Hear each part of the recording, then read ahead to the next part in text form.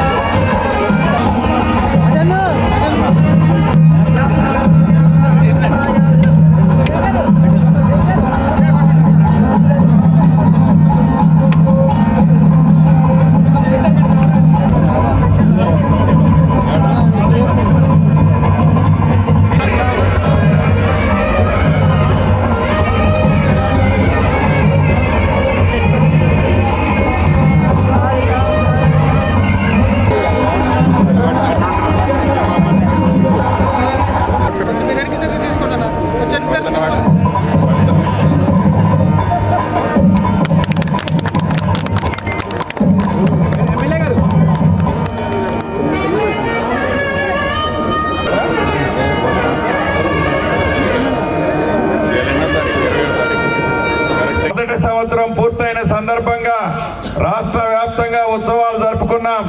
9వ తారీఖు వరకు అదే సరిపోయింది.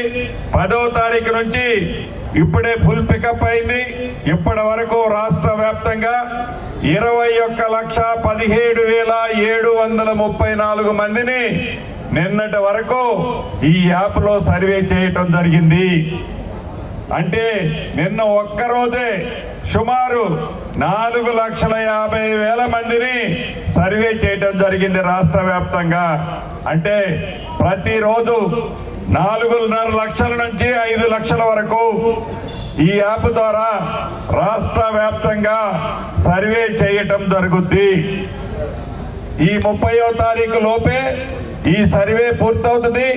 దాని తర్వాత అర్హులు ఎవరైనది మొదటి విడత ఎవరికి ఇచ్చేది ఈ రాష్ట్ర ప్రభుత్వం ఫైనల్ చేసి యుద్ధ ప్రాతిపదిక మీద కట్టుకున్న వాళ్ళకి గ్రీన్ ఛానల్లో డబ్బులు ఎంత ఇబ్బంది ఉన్నా, రాష్ట్ర ఆర్థిక పరిస్థితి బాగలేకపోయినా, ఇందిరమ్మ ఇళ్లకు మట్టుకు తల తాకట్టు పెట్టైనా గ్రీన్ ఛానల్లో డబ్బులు ఇవ్వాలన్నదే మన ఇందిరమ్మ ప్రభుత్వం యొక్క లక్ష్యము, ఆలోచన.